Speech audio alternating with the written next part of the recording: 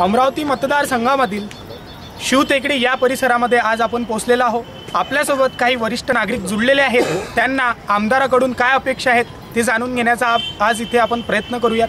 काय अपेक्षा आहेत तुमच्या एका आमदाराकडून? आता हे लोक बेकार आहेत की नाही, त्यांना नोकरी मिळाली पाहिजे। येत्या 5 वर्षात काही विकासाची कामं पाहिली आहेत तुम्ही?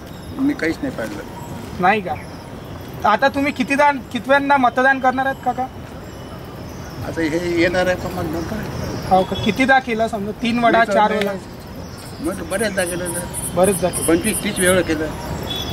नमस्कार काका, तुमचं नाव? चंद्रकांत कदम। अच्छा, येत्या 5 वर्षात काही विकासाची कामे पाहिली आहेत तुम्ही?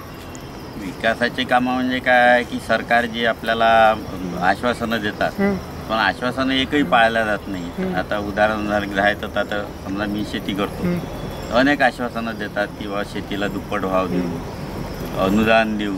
आता हे कर्जमाफीचं जे यांचं 2 वर्ष झाले कर्जमाफीचं या सरकारचं, अजूनही ते चांगलं सुटलेलं नाही आहे। अजूनही म्हणजे लोकांना त्याच्या खात्यामध्ये पैसे जमा झालेले नाही आहे। आणि राहिला आता दुप्पट भाव देऊ जे म्हणतात, तर दुप्पट भाव कुठे मिळून राहिले? साधा म्हणजे जो हमी भाव आहे तो सुद्धा मार्केटमध्ये मिळत नाही।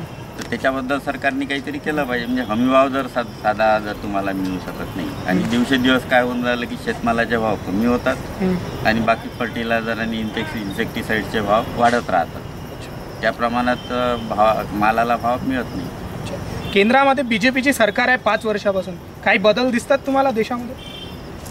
काही बदल दिसत नाही। फक्त पेपरमध्ये ज्या ॲडव्हर्टाइजमेंट येतात मोठमोठ्या की आम्ही शेतकऱ्यांसाठी हे करू, अमुक करू, तमुक करू, फक्त म्हणजे कागदावर अजेंडा फक्त येतो, त्याच्याशिवाय काही नाही। तर प्रत्यक्षात काही दिसत नाही। जेव्हा काँग्रेस सरकार होती त्यांच्या कामगिरीबद्दल समाधानी होतात का तुम्ही? त्यांच्यासुद्धा समाधानी होतो। काय वाटते तुम्हाला तिसरं ऑप्शन असलं पाहिजे?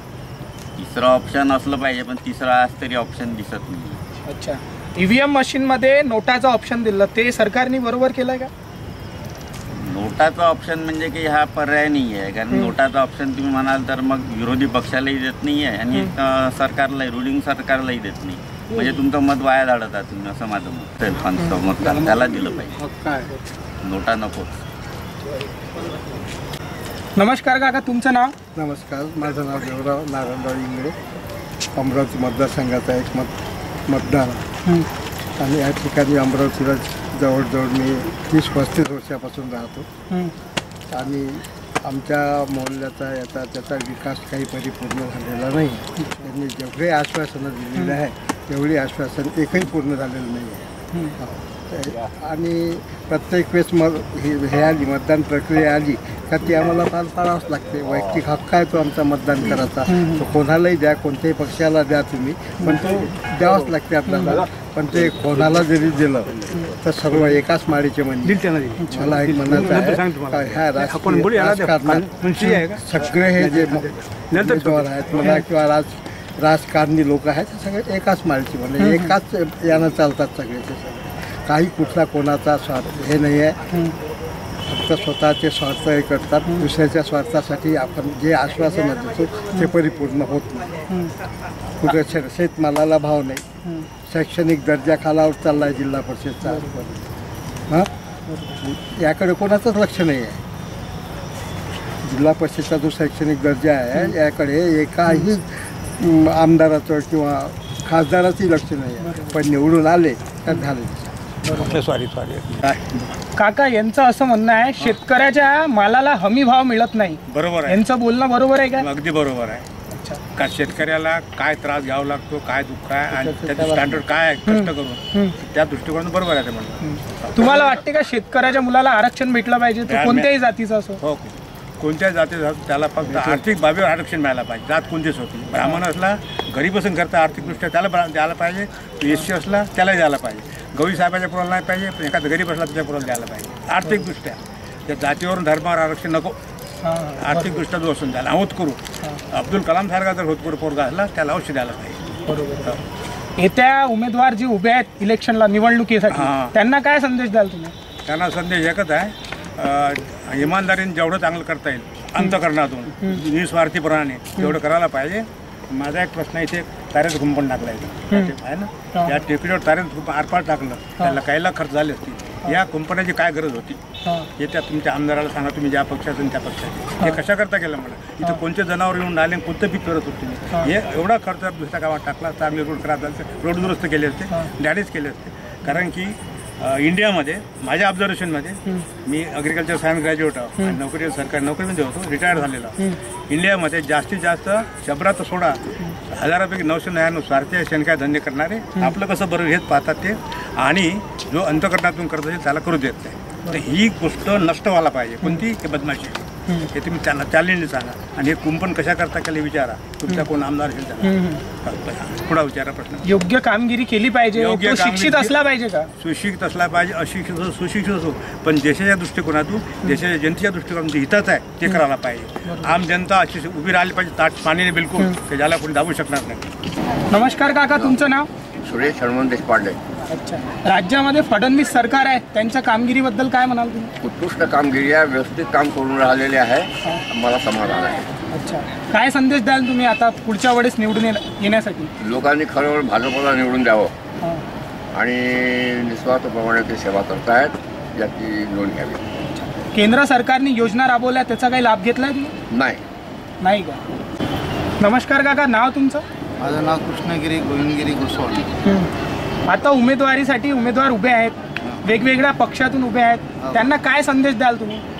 त्यांना हा संदेश आहे की जे सरकार आहे आता केंद्रात आहे, भाजपचं सरकार आहे, महाराष्ट्रात आहे, पण या सरकारनं जेव्हापासून हे सरकार आलं तेव्हा खाजगीकरणाकडे जास्त वळत आहे. ते खाजगीकरण ताबडतोब बंद झालं पाहिजे, त्याच माझा एक संदेश आहे. बेरोजगारीबद्दल काय म्हणाल तुम्ही? MIDC मध्ये काय येतात की नाही, कंपन्या वगैरे काही येत आहे का? काहीच येत नाही, आणि बेकारी अजून वाढलेली आहे. बेकारीची फौज तयार झालेली आहे. या 5 वर्षात तर खूपच बेकार झाली आहे. आणि आता जर खाजगीकरण झालं, जसं BSNL झालं, काही बँका समावित करून राहिले, ते लोक बेकार होऊन राहिले आहेत. त्यामुळे या बेकाराची फौज घेऊन सरकार काय साध्य करणार आहे त्याचं त्यालाच माहिती. अमरावती जिल्ह्याचे आमदार सुनील देशमुख यांच्या कामगिरीबद्दल काय म्हणाल तुम्ही? आणि यांची कामगिरी म्हणजे आम्ही अमरावती मतदारसंघात येतच नाही, आमचा मतदारसंघ आहे बडनेरा, त्यामुळे यांच्याबद्दल काही सांगायचं मला हेच नाही. बडनेरा मतदारसंघाचं म्हटलं तर तिथे रवी राणा, त्यांच्या कामगिरीबद्दल काय म्हणाल? नाही, त्यांची कामगिरी चांगली आहे, त्यांची कामगिरी योग्य आहे. त्या मतदारसंघामधून प्रीती बंड उभे आहेत, त्यांना काय म्हणाल तुम्ही? त्यांना काय संदेश द्याल? त्या नौख्या आहे, अजून त्यांचं काही पाहिलेलं नाही आपण, त्यामुळे त्यांच्याबद्दल काय भाष्य करा. अच्छा, विनायक पंजाबराव जगताप. आता उमेदवार उभे आहेत, त्यांना काय संदेश द्याल तुम्ही? चांगलं काम करणाऱ्याला निवडून द्यावे. काही 5 वर्षात आता BJPची सत्ता होती केंद्रामध्ये, आता काहीतरी फरक दिसतोय का तुम्हाला भारतात, देशामध्ये? थोडाफार दिसतोय. काही बदल होतोय? बदल नाही, जुन्या प्रोसिजर चालू. अच्छा, विकासाची काही कामी पाहिली तुम्ही? हा, पाहिली. विकासाचा परिभाषा सांगू शकता का तुम्ही थोडं, 2-3 पॉईंट? विकास म्हणजे कोणत्या अनुषंगाने पाहिजे? आमदारांनी कशी कामगिरी असली पाहिजे, आमदाराची कशा प्रकारे कामं केली पाहिजे त्यांनी? आमदार जर ज्या कॉन्स्टिट्यूशनमध्ये असेल त्या कॉन्स्टिट्यूशनमध्ये शिक्षणाची सोय आहे का, आरोग्याची सोय आहे का, पाणी पुरवठ्याची सोय आहे का, शेतीला मुबलक पाणी मिळते का, त्या दृष्टीनं काही विचार केला आहे का, असा विचार करायला पाहिजे. शेतकऱ्याच्या मालाला हमी भाव मिळतोय का? हमी भाव प्रोसिजर जी आहे ना, किचकट प्रोसिजर, म्हणजे नाव नोंदवावं लागतं तुम्हाला या तारखेपासून या तारखेपासून. भावडीच्या ग्रामपंचायतमध्ये त्याची इन्फॉर्मेशन नसते, त्यांनी कुठं नाव नोंदवावं हे माहीत नसते. नोंदवायला गेल्यानंतर तो ऑफिसर तिथं असतो की नाही, असता तर मग ते नाव नोंदवे. त्यावेळेस जे तारीख देतात ते त्या तारखेला एवढी गर्दी असते की त्याचा माल त्या दिवशी विकला जात नाही किंवा त्याचं माफ होत नाही. माफ झालं त्याचे पैसे मिळतातच लवकर असं. हे जे प्रोसिजर आहे त्याला किचकट प्रोसिजर.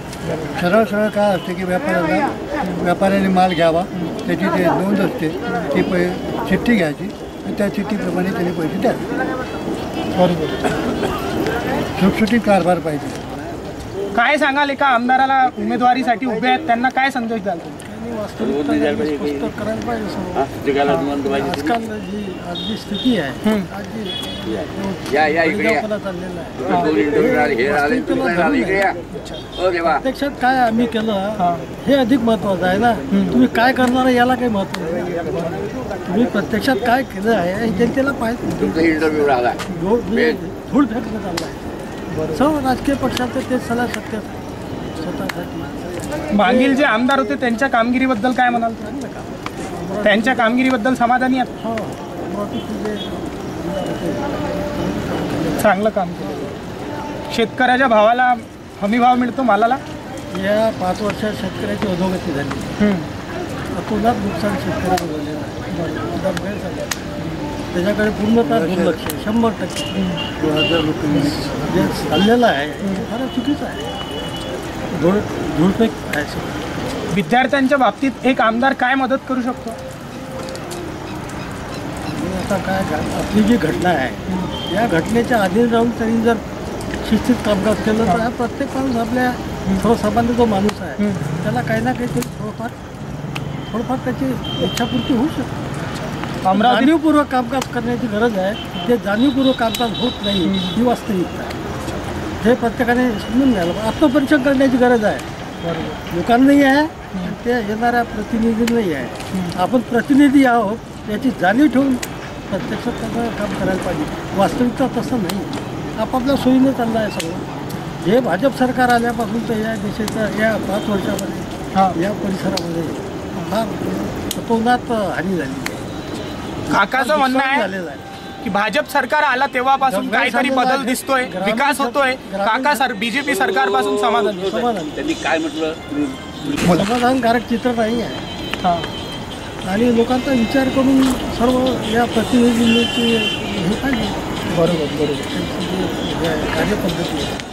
बस घटनेच्या अधीन राहून त्यांनी हे सर्व करतो म्हणून ह्या गोष्टी शिस्तीत होऊ शकते हा माझा समज. घटनेच्या अधीन राहून सरकारने आपलं काम केलं पाहिजे असं यांचं म्हणणं आहे. वरिष्ठ नागरिकांची आपण वेगवेगळी मते जाणून घेतली आहेत.